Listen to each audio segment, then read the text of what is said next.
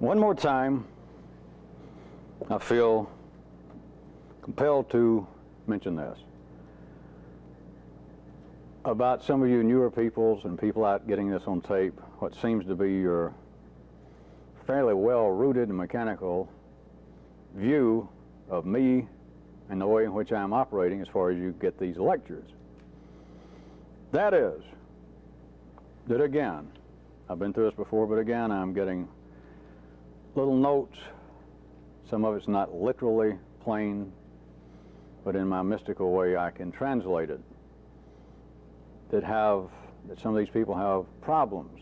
And by problems, I mean it could end up strangling you, if there's any possibility of you benefiting from this, over your concern about the way that I seem to talk, and some of the ways in which I present things as questions, suggestions. Since we started videotaping a year and a half ago, I will tell you people now just getting this, that I changed a little bit.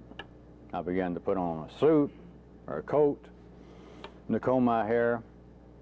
We built this set, this series of sets, these backgrounds. We bought the equipment to videotape this because I had people in other areas interested, and I could not at the time continue some sort of weekly visit to these other cities with a number of people there involved.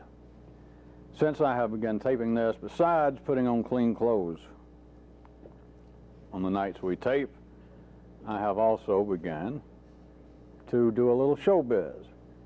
The sets, me dressed up with my hair combed, some of the jokes I make, some of the little theatrical shticks of looking off and all of this. But you're making a grave mistake, which I could rectify. The sure cure is just to throw you out, tell you not to come back.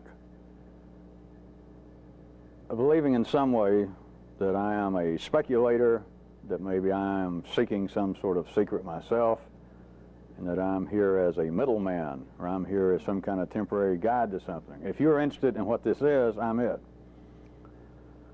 If this is what you seek, I'm the person that knows about it. If this is not what you seek, you should be somewhere else. In times past, I did operate on what I could refer to now as somewhat of a more militaristic basis of simply making grand, semi-grand, and very small absolute statements, and then tying them together over a period of weeks or months.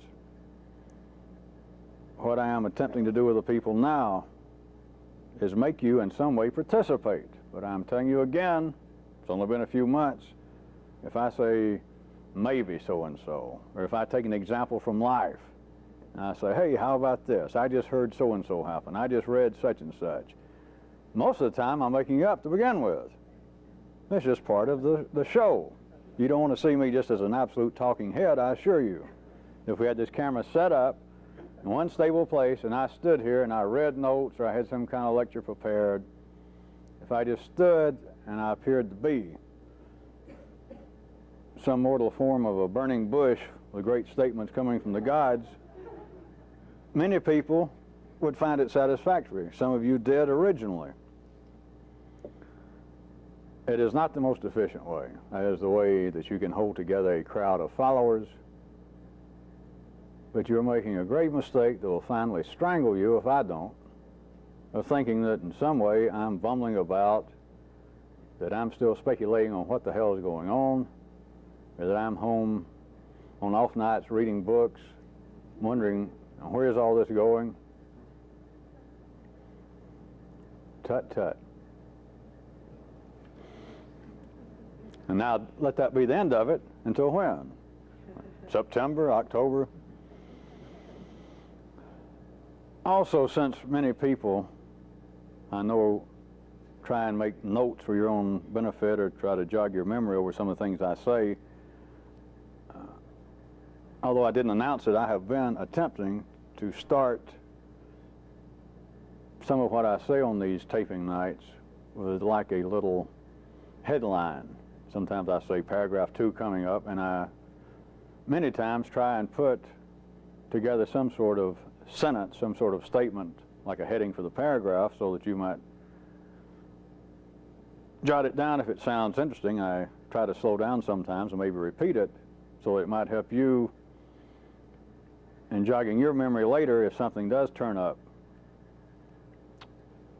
Even though I hadn't announced it, I have been attempting to do that as is possible and when I think of it.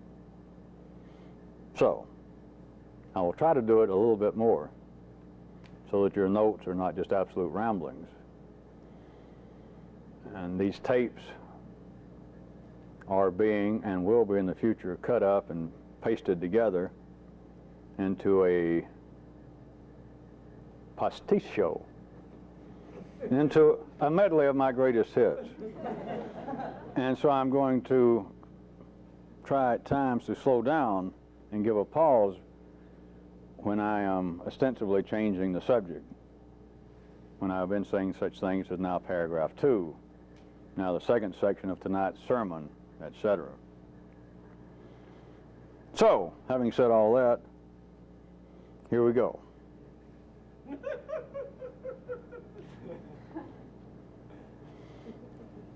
And tonight, my plan is to slip in very close, after rambling through some neighborhoods, very close to that great elusive nonverbal secret that I always tell you that I can never tell you.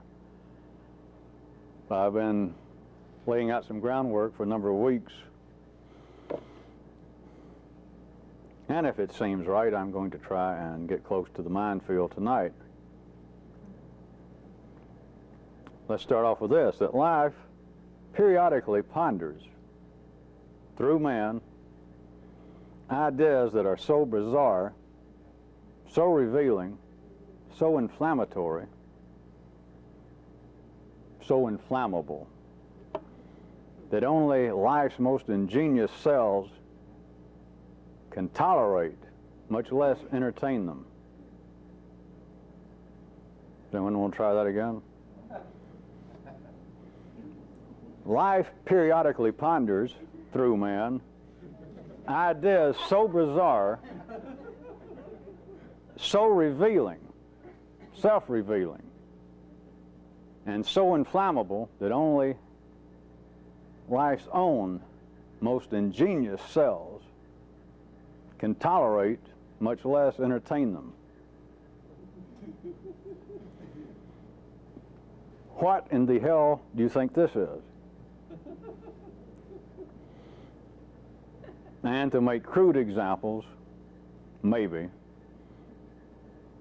would be the foundations, apparently, of the horizontal, the known religions in life, and apparently those involved with founding the religion. And there are other instances, but that gives you enough to go on. Now, life in its diversity, in a sense, life in one area of its nervous system being as diverse in number as we have people on this planet. That's the minimum. Because remember, each person is a partnership, so you can double it to start with. But the diversity there, you have got covered all possibilities, which without being able, unless you can expand your nervous system to the point that this begins to make sense to you personally, then you can never understand that life is a whole being. That all of these ideas, these notions, these worries that life is, that humans have had about why is there, quote, evil. And I have attempted to drag you through neighborhoods and gullies and sewers and the tops of buildings to show you, from one view, about there being always three winds blowing, that there are three legs holding everything together, and that which appears to be the good guys one time from a different time zone, just from another perspective even, in space, the good guys are the bad guys and vice versa. But beyond all of that, unless you can begin to see life as a whole, you can never grasp this. That is, that the whole question of how can humanity do these dastardly things to each other is moot. It is childlike. And I say childlike in the sense that it is beneath a real person. It is stupid.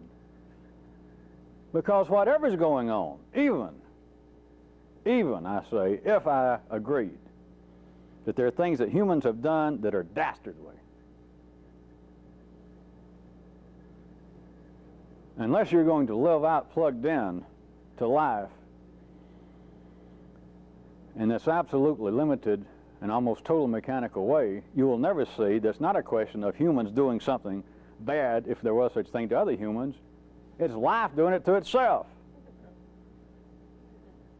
In your viewpoint, and I say you, all of humanity, all ordinary people, would give a whole new ringing definition to the word egomania.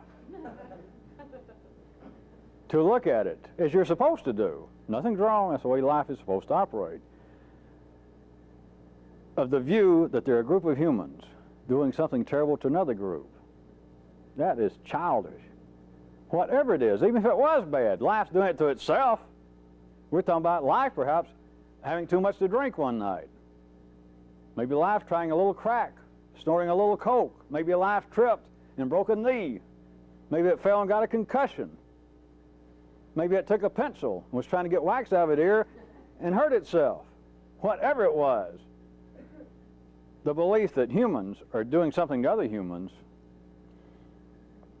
again, I'll draw this parallel. It's not perfect, but it's better than your ordinary thinking. To believe that, you would have to believe that inside of your body and other people, that periodically the liver cells think, fuck the lungs. And they go on some kind of spree and they try to attack them. They wave banners, they send messages, they threaten them. Perhaps some of them can get loose and get over there and raise havoc with your lungs. Because that does sound like cancer, doesn't it? But you would have to take it as being a personal matter that, hey, my liver knew what it was doing.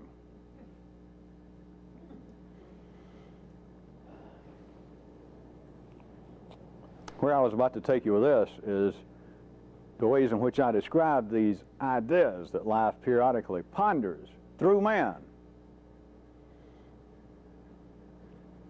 It's not simply that they could be bizarre, because we got enough diversity that we have, from almost any viewpoint, no lack of real bizarre ideas. For whatever reasons, and you people, back to my preface, I'm not sitting here saying for whatever reason like God only knows or I don't know. I know. This is part of the way I'm doing it, all right?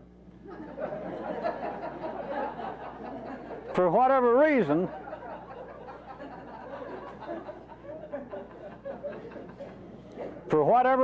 life has people.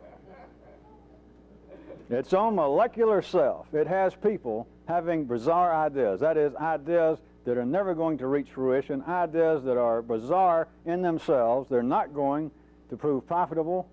They're ideas that are so extreme that perhaps only one or two people in life's body have the ideas, and all the rest of the world's population, if they heard about it, would go or ignore it. Life does that. But you do that. You've had ideas that you're afraid to tell anybody, that you and the partnership had already concluded that we better not mention this. And in your younger days, it may have sent you to arcane libraries trying to find, is there anyone else that's ever thought this? Or, even worse from an ordinary viewpoint, is there anyone else who's ever done this thing I'm thinking about? My thoughts of action, has anybody actually ever done this? So just being a bizarre idea is not sufficient. Remember I said the ideas are so bizarre and then so revealing, self-revealing. You've got to be able to hear it. You've got to be able to understand what life is doing. But these ideas that I'm telling you that life periodically ponders through man, they are bizarre in the sense that they're unreasonable, they're non-linear. In their widest scope, they go against all reason. See, I hold back. I keep trying to play this jazz score that I mentioned to make this somewhat reasonable, that strangers can walk in other cities at other times and see some of this. Some of these can be pasted together and shown on cable TV. And I appear, I guess more or less, to be fairly sane. I look fairly ordinary. And a lot of the way in which I present this, I try and keep now on a relatively sane sounding level, using ordinary examples, pulling out politics and religion, psychology, music, art, contemporary fads.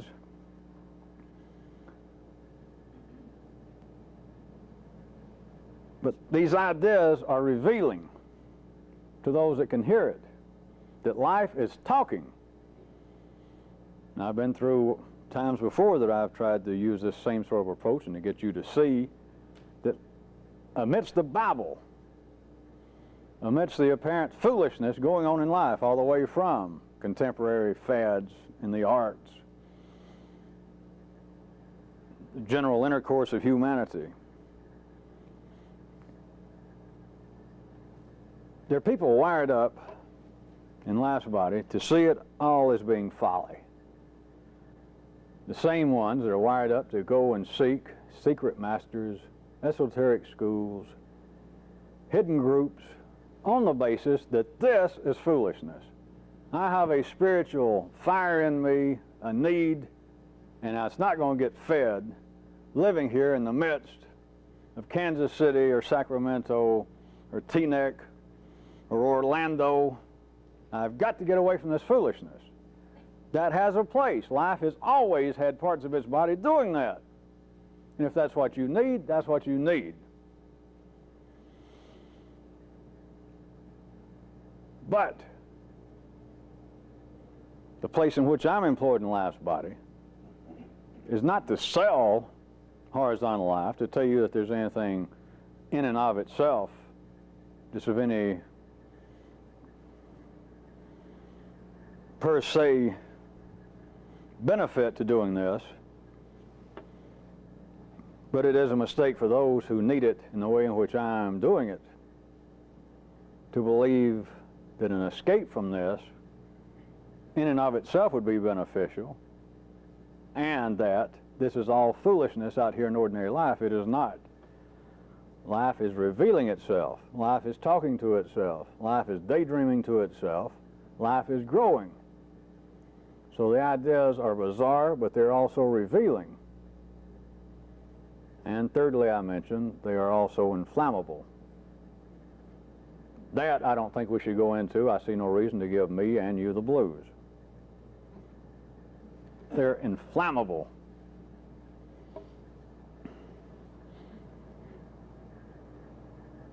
They're only a few of life's more ingenious, life's more imaginative cells, speaking about people, who can benefit from all of this.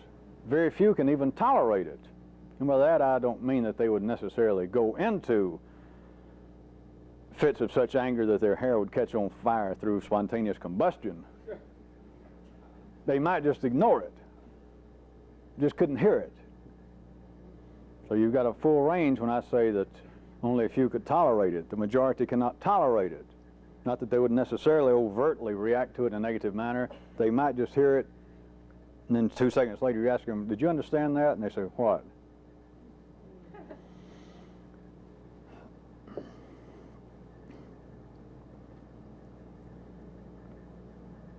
That is a fair criteria that I just gave. You could transfer it not only, use it not only with what I'm doing here, but you could transfer it other places if it served any benefit. That if you are going to receive anything that would change your absolute position in life, then that with which you're dealing would have to be bizarre, revealing, and inflammable.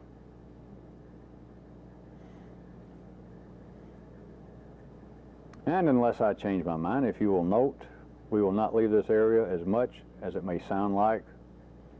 I am setting you up. I am setting the scene, as Mo might say to Curly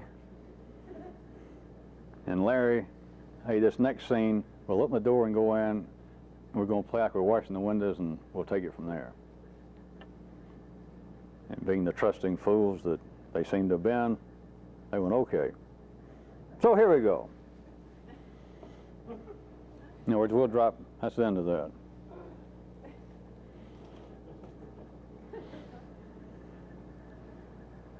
The need, the requirement for a foe continued, colon.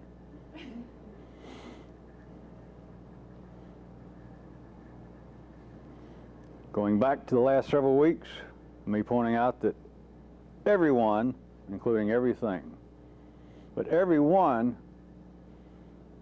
needs an enemy. It's required that there be a foe.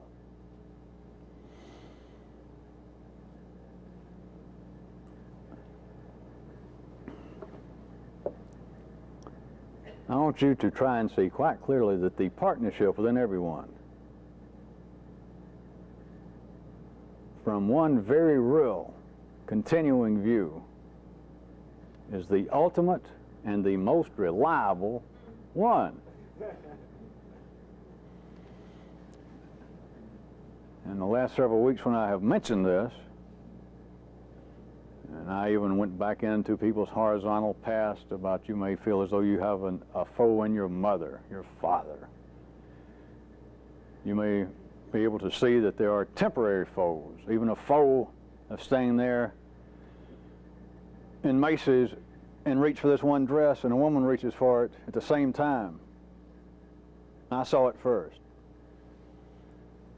You can find the reality of what I described. That is the necessity of having a foe if what you're involved with is going to breathe, if it's going to have any lifespan. You will have a foe. Other than all the examples that the few that I mentioned, all that I told you are available. They're everywhere, all the way from atmospheric pressure against your desire to breathe, the necessity for it to keep the lungs going. It can't be a one-way street. It cannot be a straight line. A straight line goes not there. A straight line goes to forest lawn.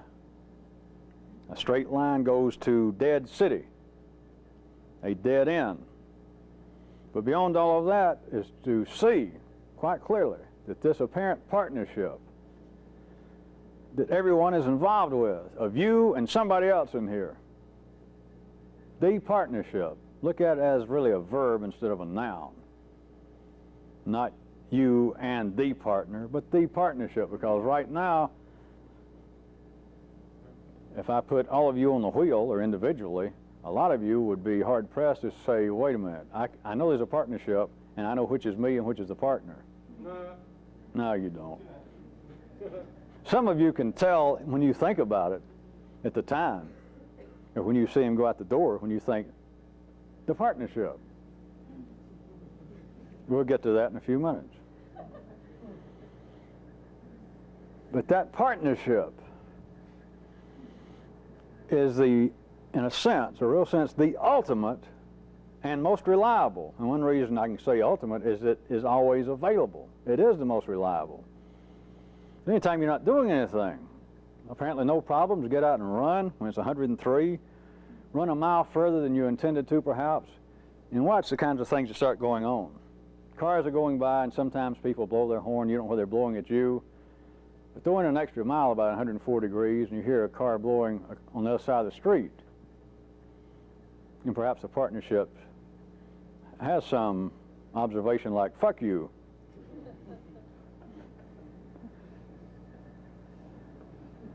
The partnership as a foe is always available. Always.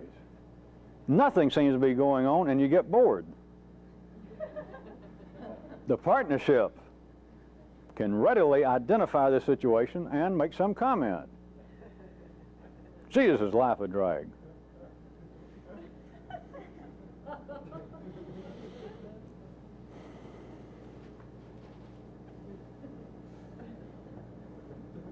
All right, now for something completely different.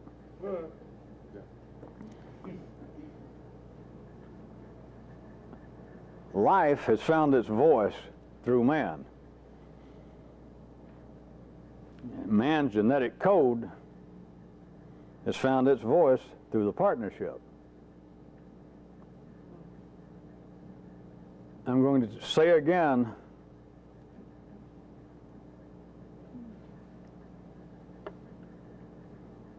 for those of you out in TV land and you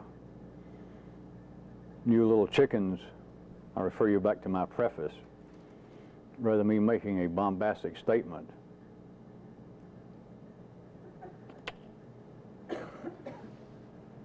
I'm going to suggest to you that the kinds of dreams that many people have of superior beings, gods, angels, nowadays superior creatures from another universe, is do not bet the farm on that.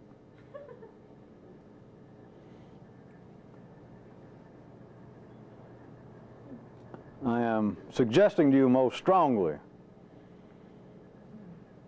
that in a quite real way that I understand, I suggest that life has found one of its very real voices in man.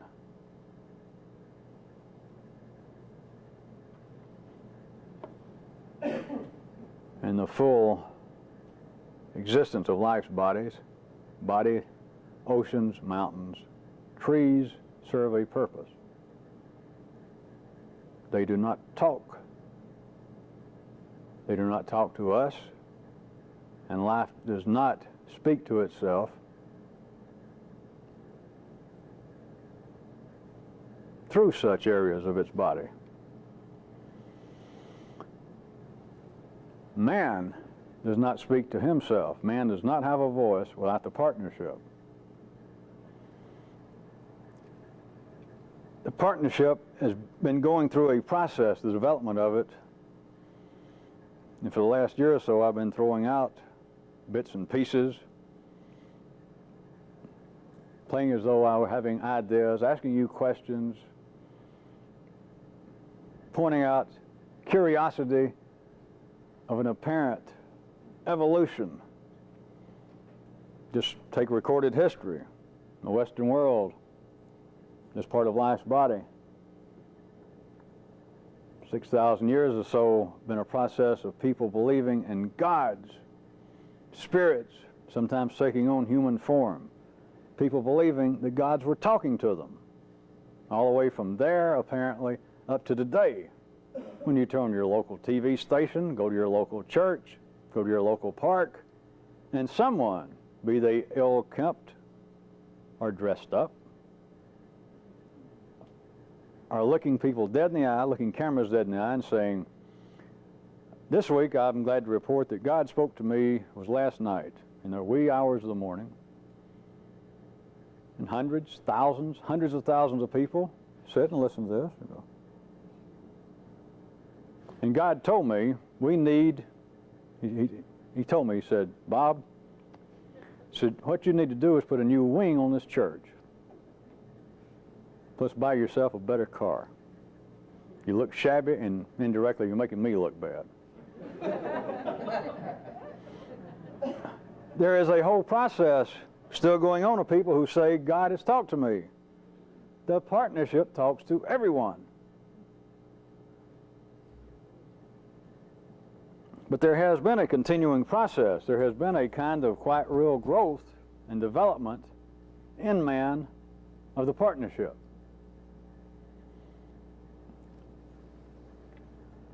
The little small area I'm trying to touch on, let me put it to you in this manner. Looking at life right now and what seems to be the overall present, and me pointing out that right now on this planet, this part of life's body, there are people living in different time zones. There are people still living almost in prehistoric times. And in each individual, there are different time zones. There are parts of you, many of you, that are still almost prehistoric, feral, uncontrollable. We're looking at the whole planet right now, and the whole race of man. If we move into older time zones right now, there are people with a very less developed partnership. And the time zones do not have to be simply over somewhere in the South Pacific in some isolated island. It could be in New Jersey or Alabama, down around Bakersfield, wherein you have people who are operating almost on the basis of pure action, with almost no thought of action. These are the people that are oftentimes looked on by the rest of their particular community as being dangerous, if not dangerous, extremely crude, not our sort, almost uncivilized, the kind of neighborhood to avoid. The partnership has gone through an overall evolution.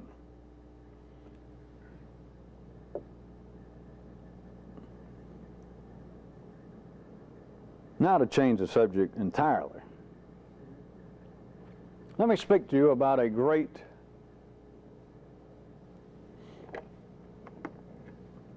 radio station. Its call letters being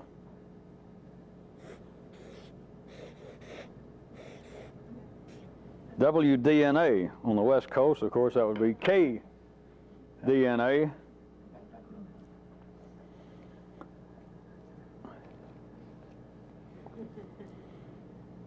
You have the genetic code finding its voice in man through the partnership. And you have the situation as though, really, I'm not just making up these little things just to be clever, if they are clever. It is as though there is a radio station coming from the genetic code. That's part of the partnership. The other part of the partnership would be, to carry this parallel, this picturization a bit further, would be like a broadcasting commission that would be in charge of controlling the broadcast and the reception, both. It would be a 4D version of our present FCC, but it would have a complete control over what is getting broadcast, apparently, and what is getting received, apparently. I say apparently from the basis of your own awareness, the way in which you would have to perceive what seems to be coming somewhere within you, within the partnership.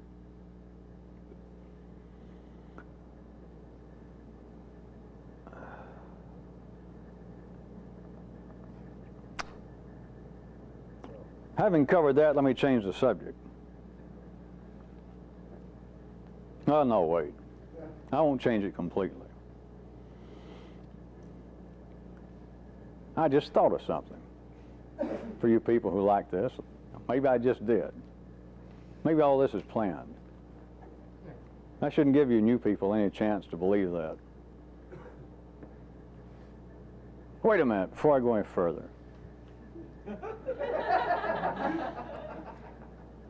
It has been an apparent hobby, a desired hobby of many people throughout history to try and dampen, to quiet that station, WDNA. People have attempted to do it through praying, meditation, drugs, exercise, warfare, fear. If I had presented just what I've been saying for the last few minutes to some of you people getting attracted to this, if I had presented this as a kind of beginning, and I ask, all right, everyone understands there seems to be this broadcast going on. Yeah. All right. Will you join up and give me your firstborn and all your money if I can quieten that thing, even dampen it? And many of you would went, where did I get in line? That's what I've been looking for. But also, many of you had already tried this and that. So let me point out a curious affair that no one notices. And now that I think about it, curiously enough, it's connected to something I mentioned last week by accident. There are three ways to apparently dampen, to quiet this station, this part of the partnership. Now, one of them is to try and directly face the signal. That is, speaking of the partnership, you got the station, WDNA, then you apparently got the rest of you in the partnership that I suggested should be referred to right now and thought of as a kind of controlling commission. Have the commission simply turn to the signal directly and face it. As long as you can hold that, which with most people is just a fleeting moment in their ordinary time, but the signal stops. The son of a bitch won't broadcast. All you got to do is turn on it. Not try to cut it down, not try to in some way directly quieten it, to turn down the volume. You just try and turn, which is easy enough, right directly into the signal, and it stops.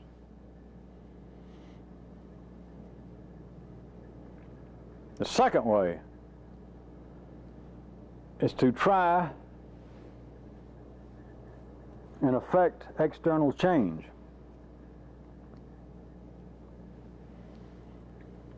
To become involved with new, ordinary activities.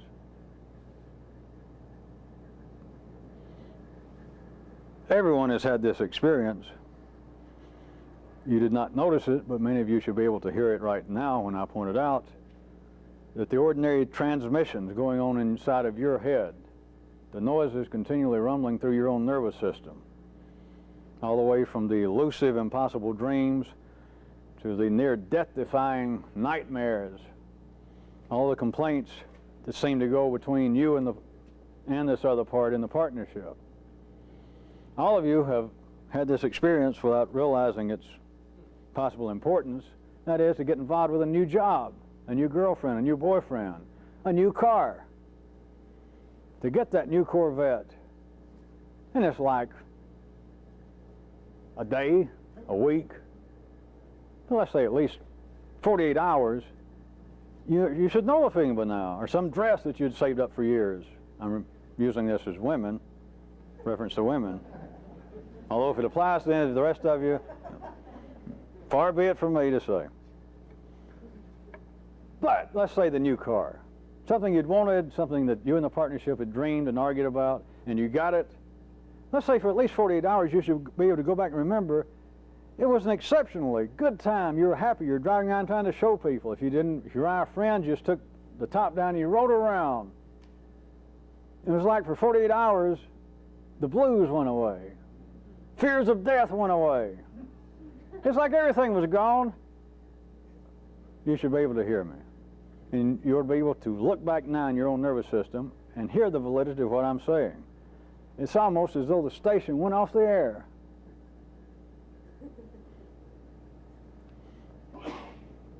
The third way, which, as I said, is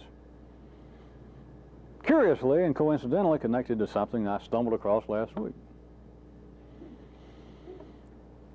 The other way is to begin to judge the station by an external standard.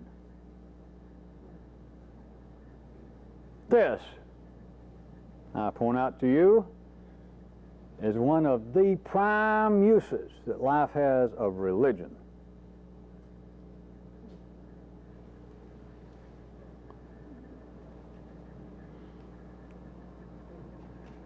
On more than one occasion, those of you who have been around on more than one occasion know that I have gone into scenarios leading up to apparently rhetorical questions, to hints, to jokes I have made about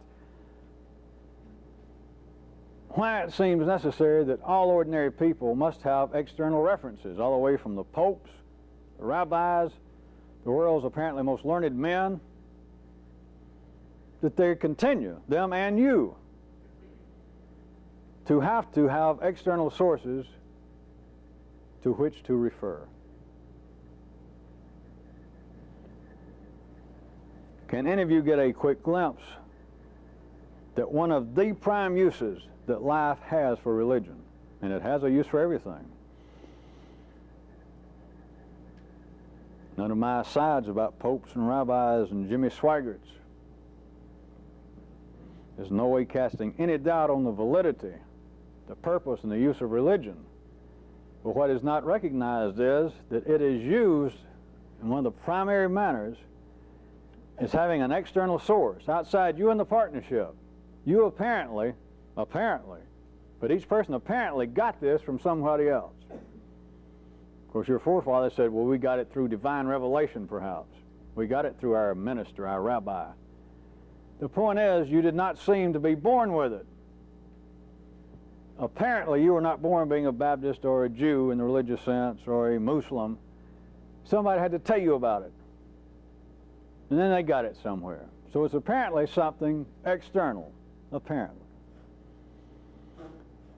One of the unrecognized primary uses that life makes of this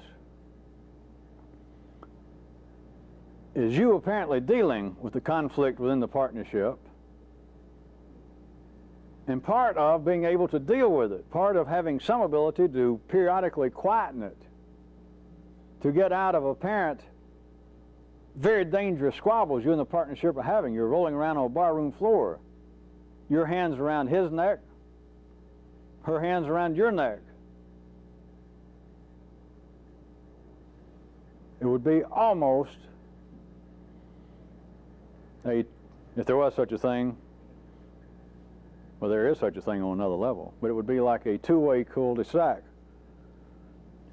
There has to be a way out, and part of it is in the use of religion as being this external standard that you turn on the station.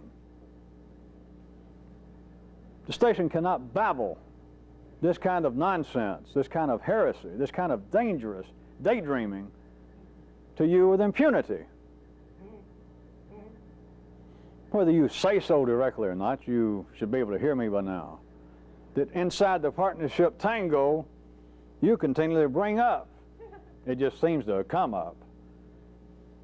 Somewhere in the partnership, somewhere the station is broadcasting these insane, heretical ideas, these dangerous ideas, these prejudicial ideas, the ideas that you're part of the partnership. If you knew what it was, but at that time you feel like, I don't like this. Shame on me, I shouldn't be doing this.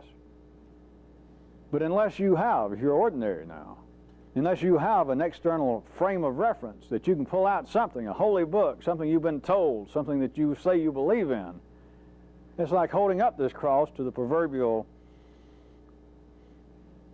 vampire and saying, get away. The power's not in me, but the power's in this. This is not right. We can't do this. We can't dream about behaving in such a way. We can't dream about doing that.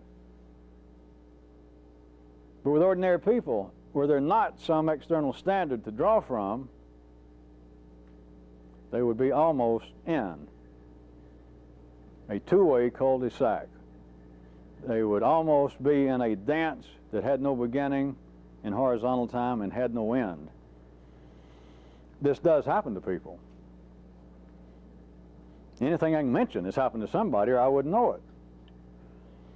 These people are not normally those you find piloting commercial jets, teaching school, living next door to you.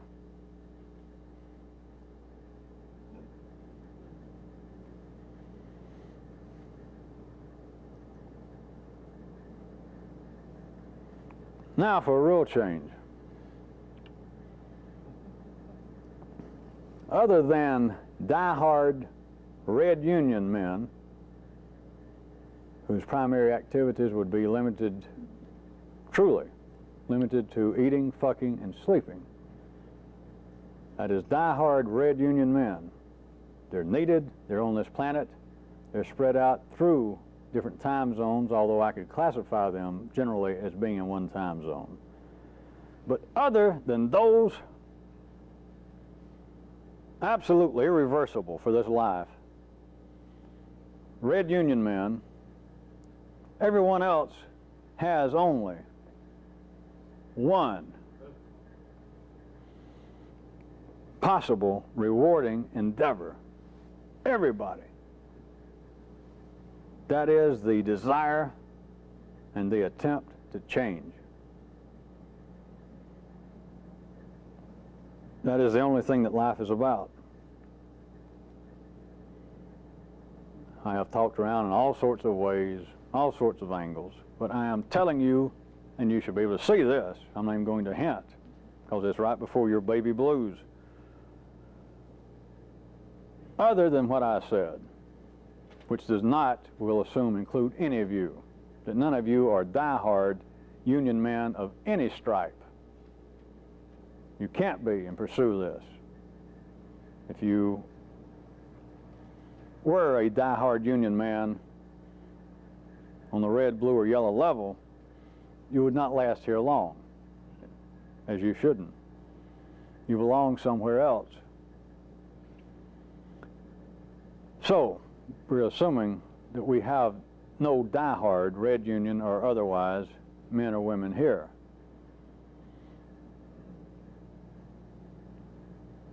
And they're subject to this, but I've got to state it this way to keep it within the realms of verbalization. They are subject to this also. But, speaking about humanity, there is only one possible rewarding activity in life. And that's the desire and the attempt to change. That's it. I'll give you a few seconds to ponder it. Those of you out of town, be sure that you got my address so that you can write me and tell me that you're not sure you agree with this. Or maybe I didn't mean to say what I said. Maybe I misspoke. And think about it a second.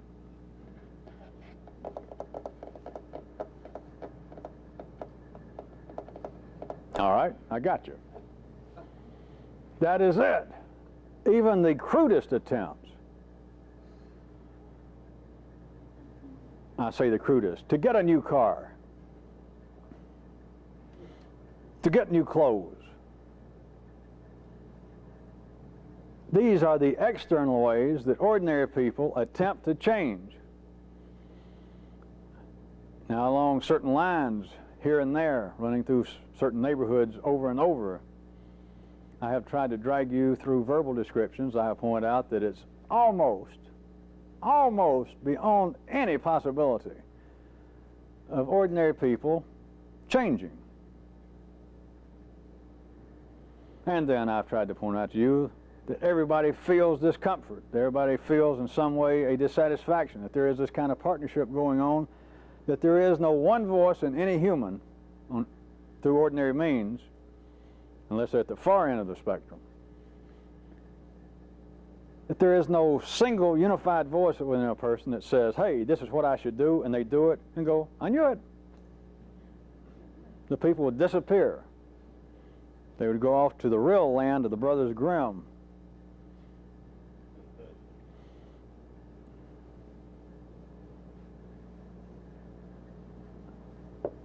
Everything that you could mention, anything that you can picture, anything that you can imagine from your experience of life, that people do, it is all an attempt and a desire. It can be a desire without the attempt to change. That's it. I don't care, speaking to you real people, potentially real people, I don't care if it's in the guise of religion, self-improvement, education.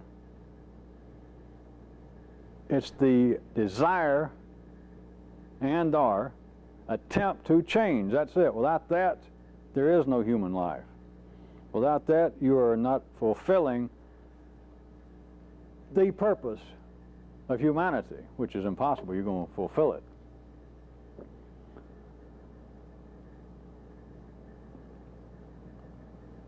So you have this situation. You have people attempting, desiring, and are attempting to do it in two different ways. They can do it simultaneously. They can go from one to the other. They can do one most of the time, and that is they're attempting to change through external change. That is through new cars, through getting a better job, through buying a bigger house. It is an attempt to change. You've got no choice. If you're a human, you're driven by it. Now the other one is what appears to be internally directed. the attempt to change. That, I suggest to you, is what draws people here, mystical groups, religions. But notice, of course, it can be, as I said, a simultaneous. People can be involved with a religion and feel as though they're attempting to change through internal means, through getting in the good graces of the gods, through learning some new mystical secret information, through studying the words of their holy literature. But then simultaneously they can attempt to change their behavior, to quit drinking, to quit smoking, to partake of the rituals of that religion.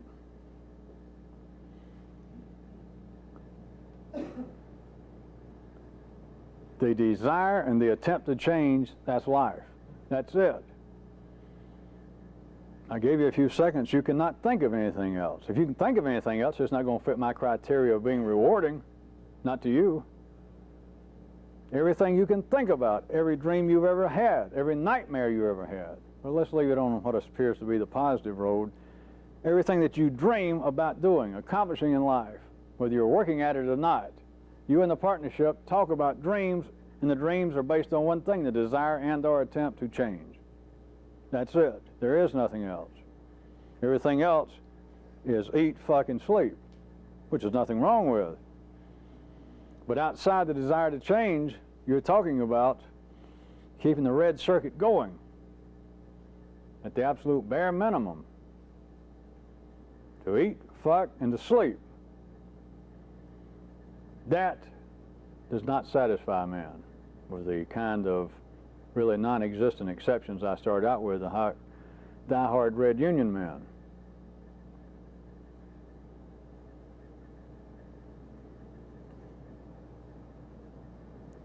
Having cleared that up, let's change the subject. Let's change the tape first.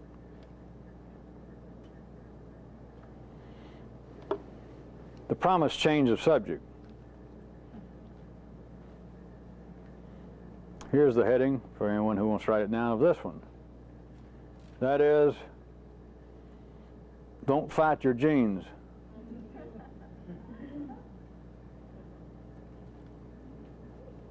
Comma.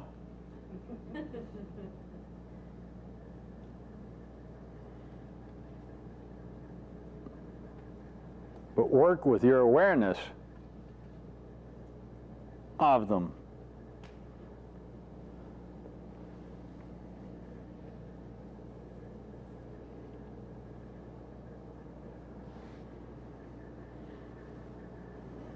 As you might suspect, or at least you'd suspect that I would say it, I could form a whole great apparent metaphysical, occult, mystical system on that.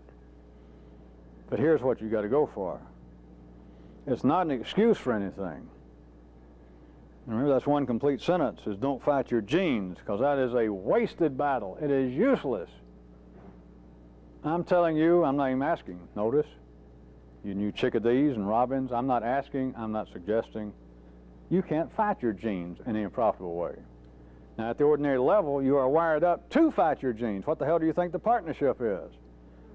Earlier this evening, by accident, I pointed out to you that man's genetic code found its voice in the partnership. But now look, you and everyone else at the ordinary level, how do you see the process of change manifesting itself? How do you feel the need to change? You have never analyzed it in this way. It's never been presented this way, but here's what it is. You're trying to fight your genes. You're not mistaken. You're just ordinary. If you hadn't run amok, you're doing exactly what all of humanity, with a few exceptions, are wired up to do. People who are not entertaining, bizarre, revealing, and inflammable ideas. They are not part of life's own bemusing imagination. I called it pondering earlier.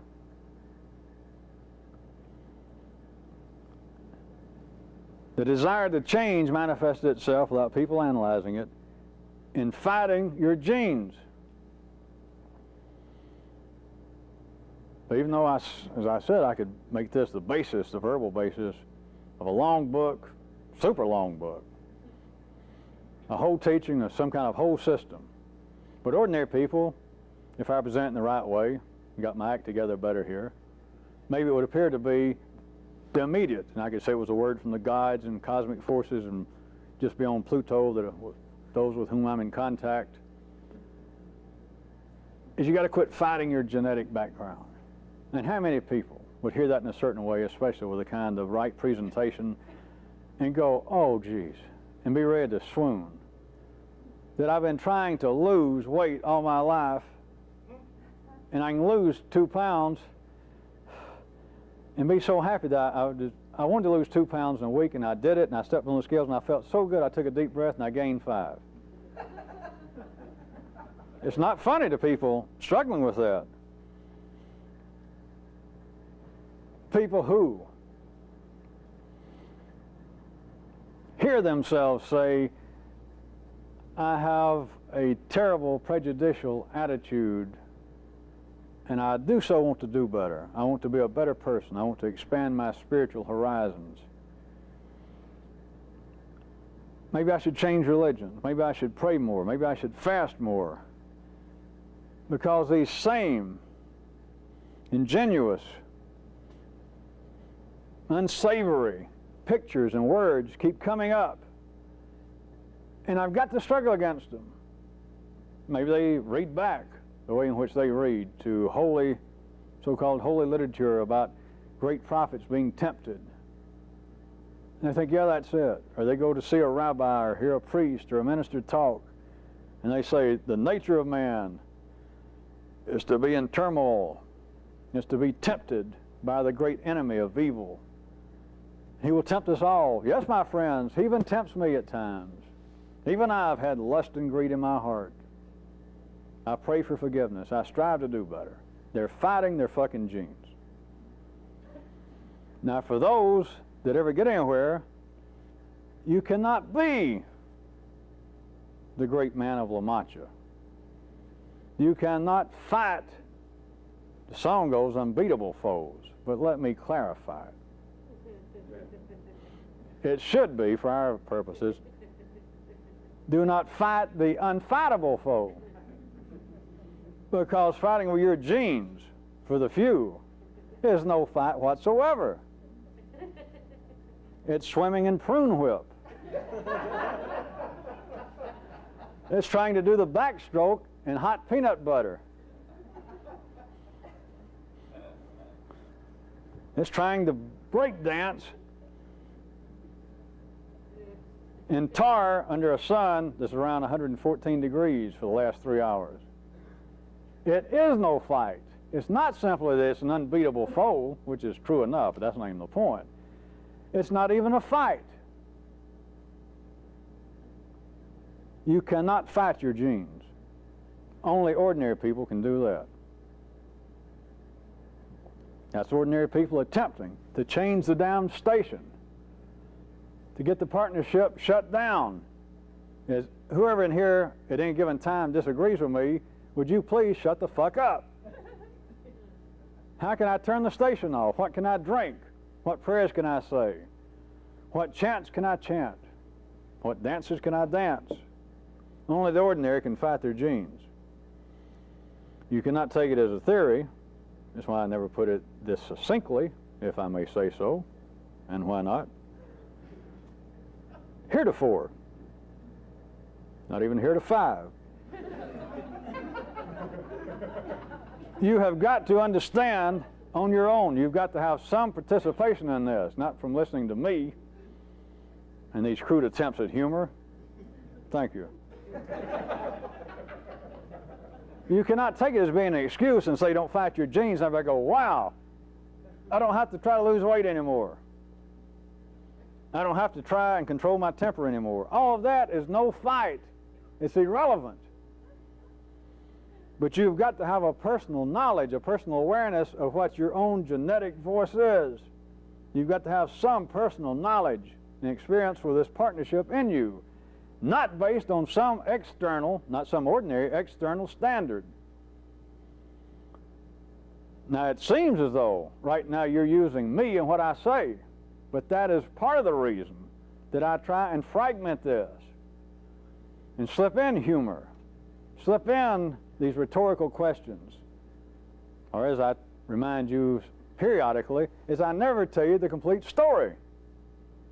Never. If I did, it'd be wasted.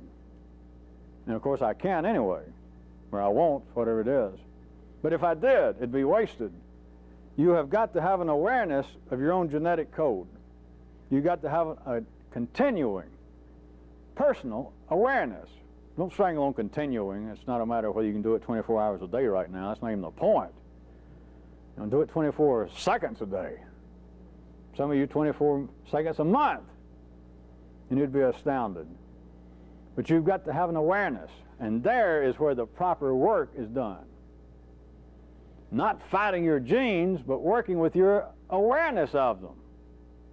And that just, notice I didn't say in the latter part of that statement that gives you some kind of new ability to fight your genes, because you cannot fight your genes.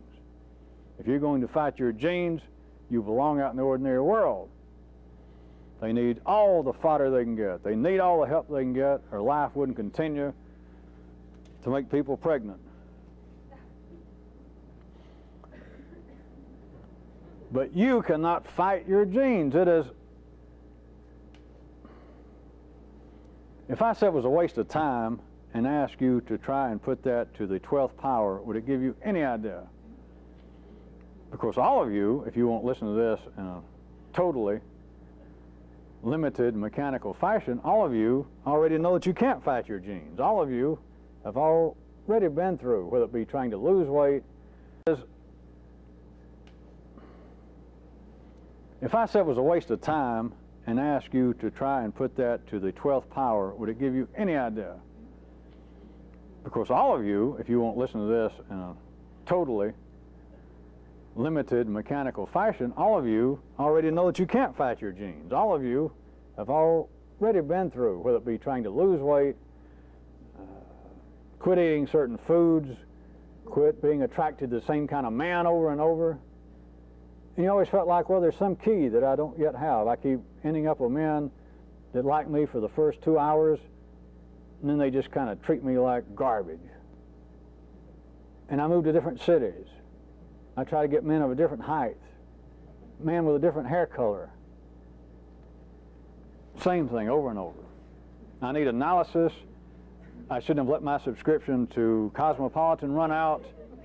Something's wrong. There's nothing wrong. There are people that, none of this is funny.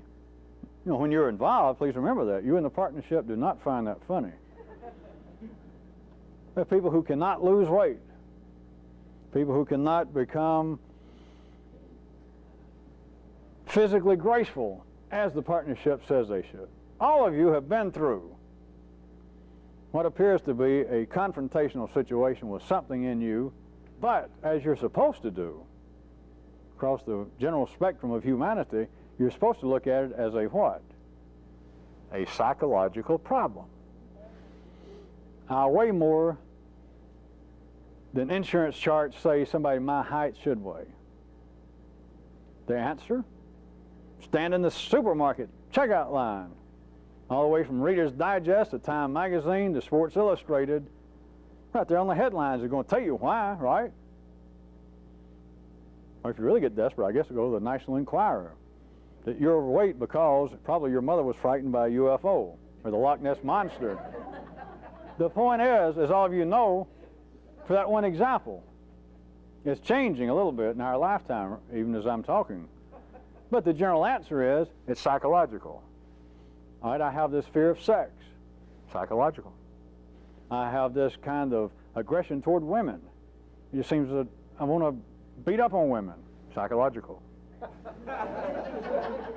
That is the accepted fact. And for the ordinary people, it is true. But why is not direct change as part of life's voice through man says it should be? That is, I want to directly change this. Why can't they? Why does not analysis and religion, etc., work directly, as it is reputed to have as its goal? I can describe it many ways, and I have suggested you many ways, but here's one. Is they're fighting their genes, and you can't fight your genes unless you're ordinary. Then you're doomed to fight them, but remember what I told you, you can't fight them.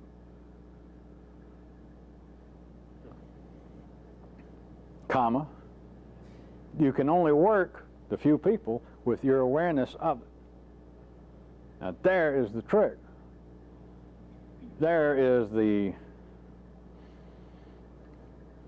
bone in that perhaps otherwise delicious looking fish, a thing as though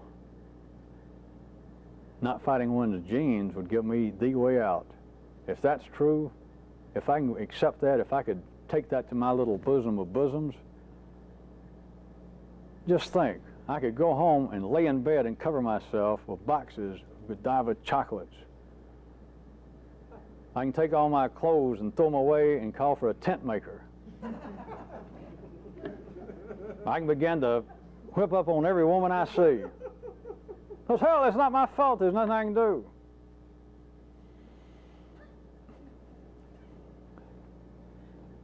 If you have an awareness of what you are and what you are, from line level consciousness down, what you are is WDNA.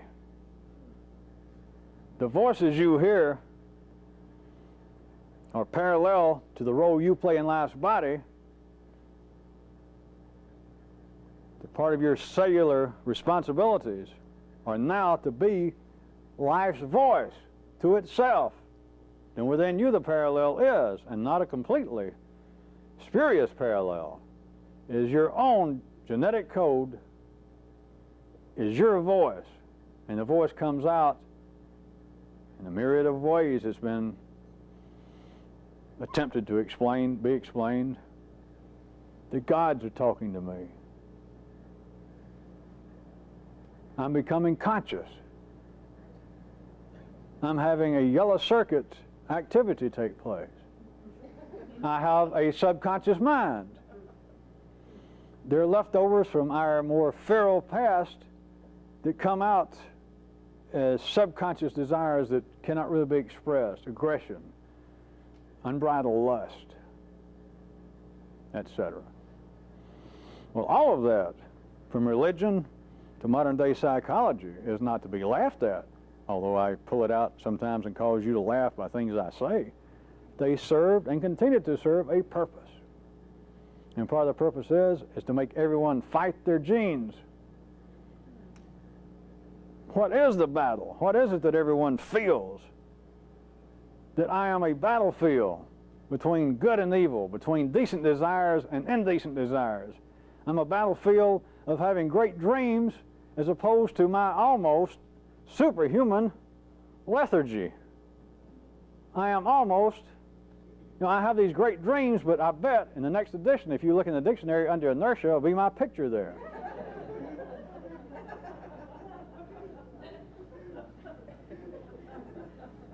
Everyone is fighting their genes. But I assure you, if your heroes existed, those that seem to be the founders of religion, those that seem to be great past mystics, if they existed, I can tell you this, they were not, as I've mentioned before, I hate to disappoint people, but I've hinted that perhaps they weren't as enthralling, fascinating, blah, blah, blah, as you would now imagine. Because I can tell you one thing, they did not fight their genes. If they did, they didn't know any more than you. They should have written a book and gone on the talk show circuit.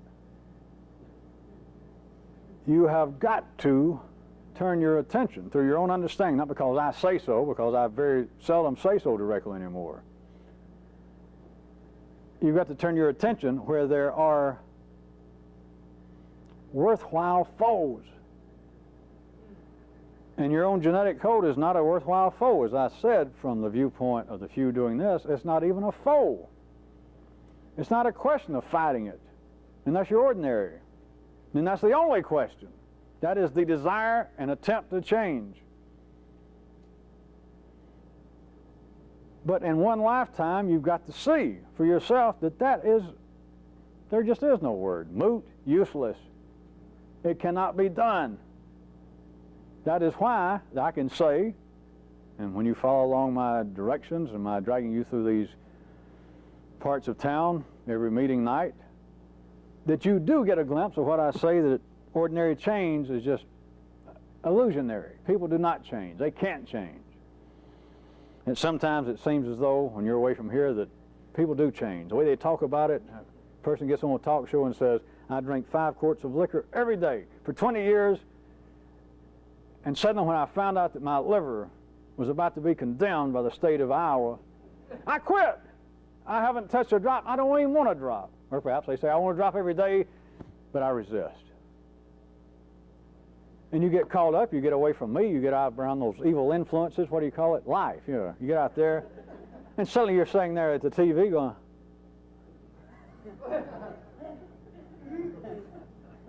and if I suddenly jumped up from behind the couch and say, aha, you're believing them again, you'd have to go, if you had the ability, you'd go, yeah, you got me. I could say everything. The station was coming in loud and clear. People do change. Even you in the partnership was talking about, hey, if a man can do that, I can cut down on sugar. If a man can quit drinking, Jesus, I could quit drinking coffee. You were doing it, weren't you? You have to go, yeah, I was. It does not happen. That is not change taking place. You have got to have a bizarre, a revealing, and in fact an inflammatory, an inflammable awareness of your own genetic code, your own partnership, which is the voice of the code. Then it's not a matter of me saying that there is no word to say that the ordinary fighting of one's genes is useless and moot. It's not a fight. It's not a battle. This is not even true, but I need to put an end to this sentence. It's not a fight because there's no chance you can win. So that seems to make sense whether right now you can hear it or believe it. It seemed to be logical, based on what I was saying, that moved along a two-dimensional line. And that doesn't cover it, but it's not untrue. You can't win, but the fight's not even there. You cannot waste your time doing that, which can't be done. You cannot fight your genes, but unless you know what they are, you can't even make a decision. It's not something you can theoretically start doing tomorrow. You can't take this, or some of you could try, if you were dumb enough. I'm sorry, if you were ordinary enough. And say, well, wait a minute. Me trying to lose weight, me trying to overcome my fear of the opposite sex, me trying to curtail my anger, that is genetic. From now on, I give it up. I just, fuck it. I'm not going to waste my time. Now, how about some real things about, I still want a new Corvette. And that's not genetic. And all I got to do is work harder. I got to get up and work harder.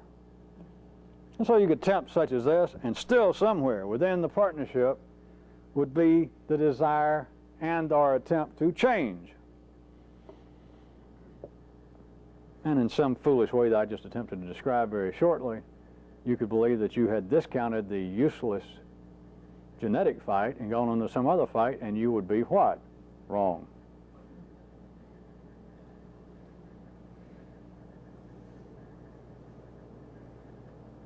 Under the partnership arrangement, everything that you can conceive of, everything that is already within you that seems to be a desire to change, is genetic. It is all based upon fighting of one's genes. The closest thing that comes to an exception is this. And that's not immune from it, because what the hell brought you here? But this is the closest thing to an exception. And it is so bizarre that you can't go out, those of you who have been around a while now, you can't go out and defend this. You can't go out and explain it to your former best friend out in life. It's too bizarre. Or it's even too inflammable. You tell somebody and they hear something else, and they can become enraged. It can be too revealing for some people that, hey, I don't hear this kind of stuff. They can then try and dismiss it like, well, this is not true. That's insanity. But there is a certain kind of rejection that if they accidentally heard it, that I don't hear it more.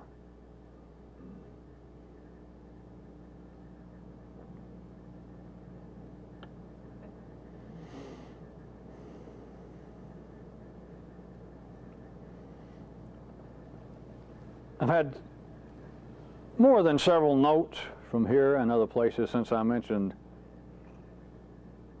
the need for one to abandon a blues farm, that is, in a situation, a relationship that has fallen apart and one of the partners does not seem to be fully aware of it.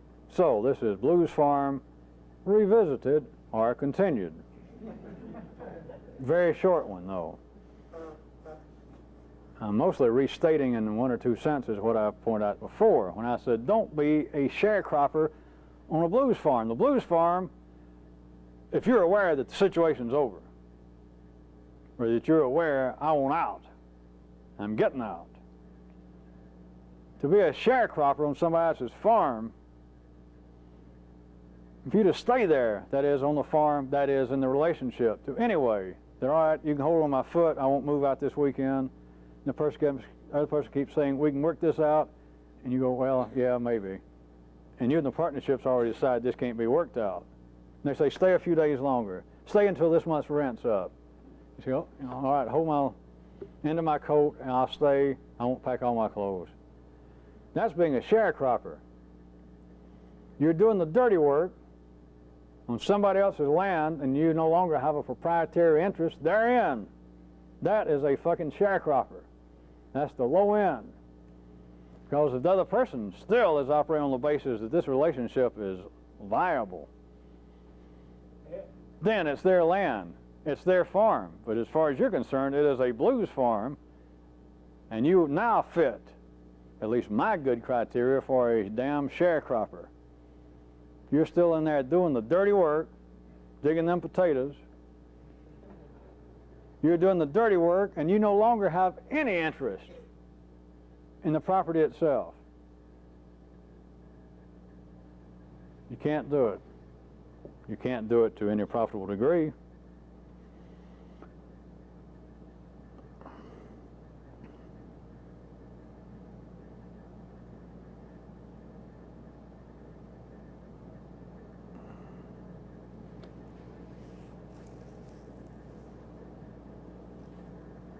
Tell you one more time.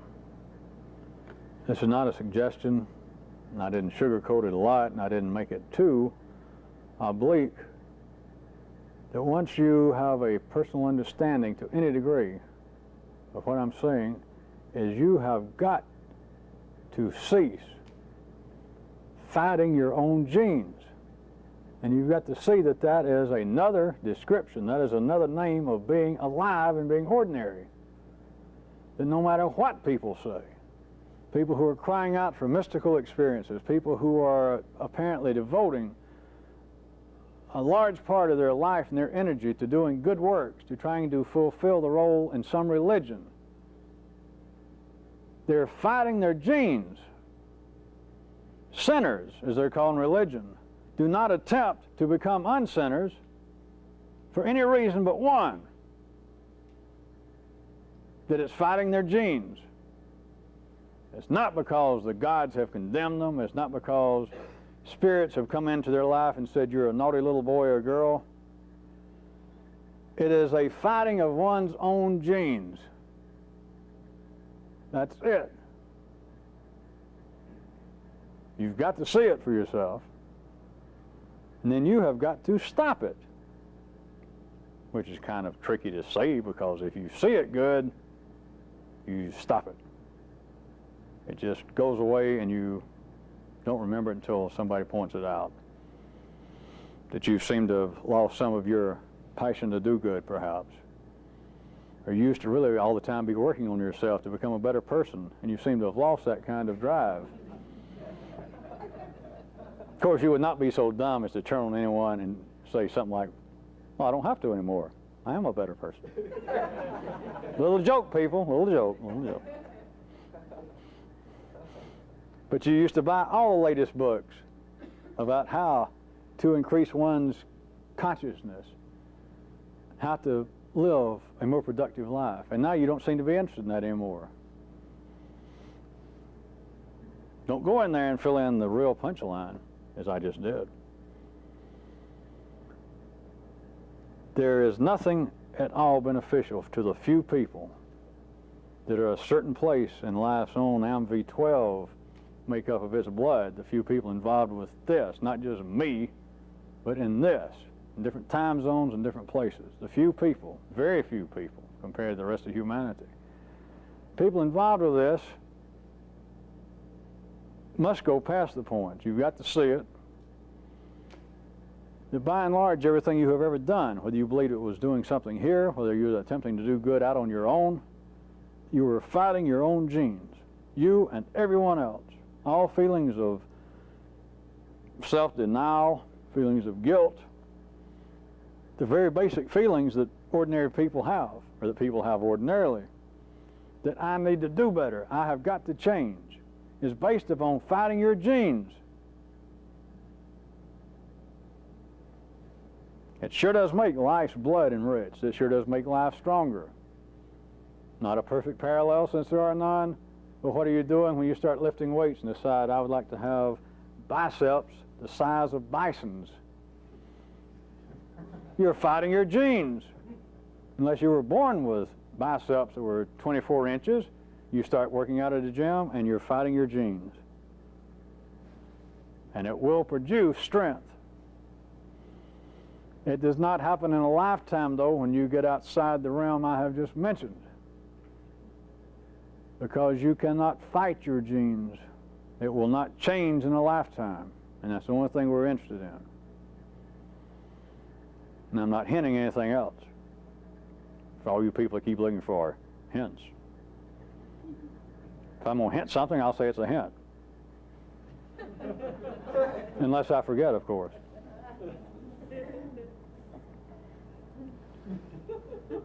The fighting of one's genes makes the man of La Mancha look like a walking genius. But you have got to know what the battle line is between fighting your genes, and the battle line is not just what I can draw this way, it is this way.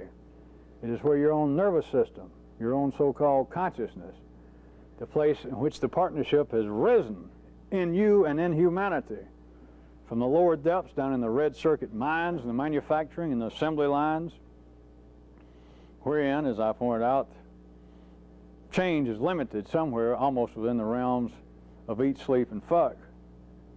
But as the partnership began to become more sophisticated, as it has reached its mechanical highest level, we'll say in people listening to this, the partnership has gone up to here. You hear the voices up here. That is where you seem to think. That is where you seem to be conscious. It's up in the yellow circuit. You have got to be able to turn on to the partnership and to see that you have been fighting your genes, no matter what the name was, no matter what the description that the partnership used that I'm trying to do, it was fighting your genes and you can't do it. To say that you can't win is the least reason. The least. That's almost of no consequence. But you got to use and to work with your awareness, not mine and not some book and not what I've said, but your own awareness of what I genetically am.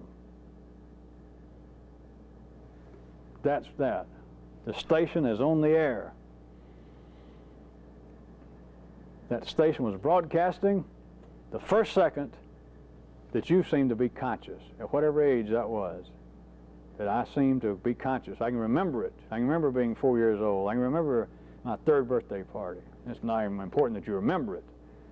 But the same second in which you became conscious that the yellow circuit, just to give you a rough idea, heard a word, knew what the word was finally, could say the word, had a picture, went along with the word, mama, rattle, food, you were conscious. That same second, that station went on the air, WDNA. The partnership was formed and it blossomed. But the partnership, being the ultimate, being the most consistently available foe, cannot be fought on the terrain that is already presented. Everything that you think should be changed, I'm not even going to tell you whether it should or should not.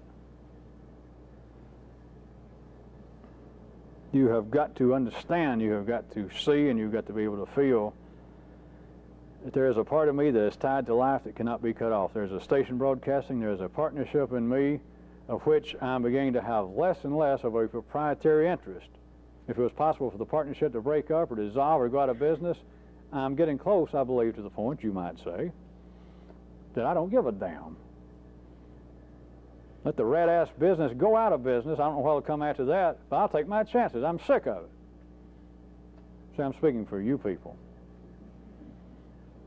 That's the kind of stage that people can go through. But you have got to understand it yourself, where you no longer fight windmills, which everybody is wired up to fight windmills. That's why the damn play was popular. That's why Cervantes, got a Book of the Month contract. Is everybody does fight windmills. What else is there to fight? If you're going to fight anything other than windmills, something would happen. Change would be possible.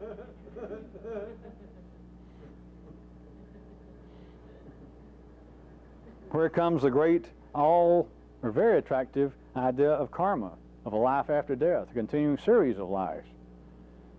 Is by God, I've tried to lose weight. I've done everything I can, fighting my genes. All right, I'll die weighing 400 pounds, but maybe, since I've tried to be a good boy, a good Christian, a good Catholic, maybe I'll come back and I'll look like Twiggy. Maybe that'll be my reward. If there is any justice, if the gods do hear me, forget wings and let me come back weighing 90 pounds. Let me come back with a short nose. Let me come back with my hair all on my head forever and ever and ever, throughout eternity, never going bald. But right now, the only way that you can ever move, the only way that you can follow what I have been laying out, is you have got to find the proper foe. And it is not your own genes. But remember, simultaneously, it is your own genes. Everybody else believes that. They got no choice. There's no way out. Right here at line level consciousness, you believe it. Even if you think you're hearing something right now, by the time you walk out tonight, you're back to fighting your own genes. But damn, this car is hard to start. It's not just the car hard to start. It's the dreams that if I had a new car, how it would be. Someone asks, how's the new job? You badmouth the job. It's not just the job. It's still the genetic necessity, the desire and or the attempt to change. But all the change is based upon fighting your own genes. For those attempting to do this, there is no such fight. It was just an imposed hobby placed on you for the first 20, 30, or 40 years of your life. You didn't know any better. You got to find where to turn your energy. And it's got to be based upon your own awareness of this imposed battle hobby of trying to fight your genes and your own knowledge and awareness of what I am genetically. No psychological stories, nothing from the past, no problems with my mother, no difficulties with my father or my first 3 wives or husbands. There was no psychological games going on. It was my genes in action. The proof being is I don't like anything that happened. The proof being nothing ever went in a straight line. The proof being I was never satisfied. I'm not satisfied now. I'm not satisfied with what I did to get out of it when I wasn't satisfied.